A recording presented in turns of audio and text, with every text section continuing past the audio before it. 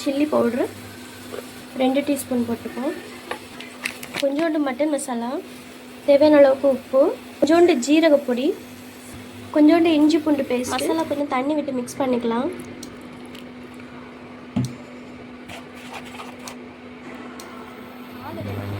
கூடவே ஒரு 3 காலும் சேர்த்து போட்டு மிக்ஸ் பண்ணிக்கலாம்.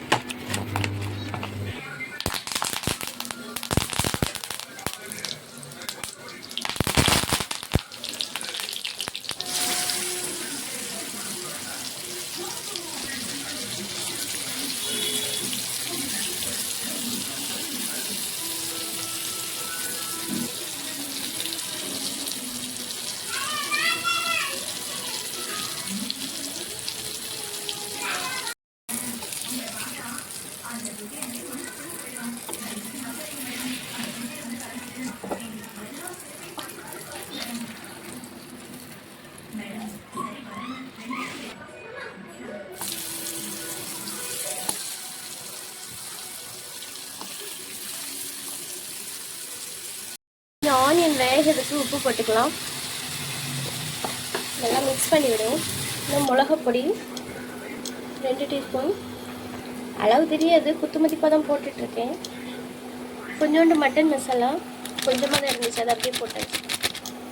மிக்ஸ் பண்ணிட்டு நல்லா மிக்ஸ் பண்ணி எடுத்துடலாம்.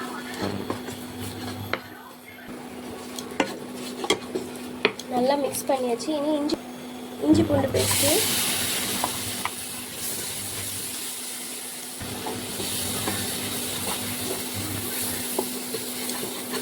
இஞ்சி பூண்டு பச்சை ஸ்மெல் போட்டு அதுக்கு நல்லா மிக்ஸ் பண்ணிக்கலாம்.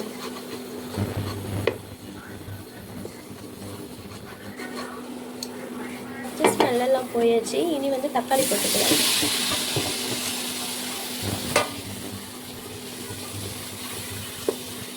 தக்காளி நல்லா குழஞ்சி வரட்டும்.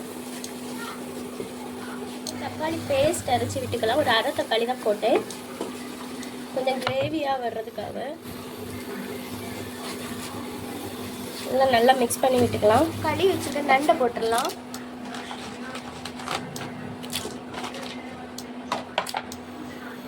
இதில் கொஞ்சம் நிறைய நண்டு இருக்குது, எல்லாத்தையும் போட்டு நல்லா மிக்ஸ் பண்ணிக்கலாம்.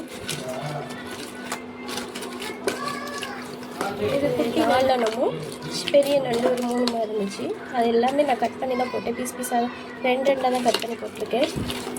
இனி தண்ணி விட்டுக்கலாம்.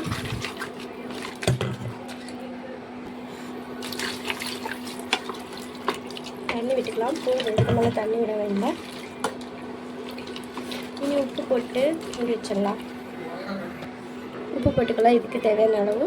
இப்போது இதில் அரைச்சி வச்சுருக்க நல்ல மிளகு, பெருஞ்சீரகம், அடுத்து சின்ன ஜீரகம், பட்டை, அவ்வளோ ஏலக்காய் 2 ஏலக்காயும் போட்டேன். எவ்வளோத்தையும் மட்டும் அரைச்சி வச்சுருக்கேன், அதை தூக்கி உள்ளே போட்டாச்சு. போட்டுடலாம். அது இன்னும் வேகட்டும்.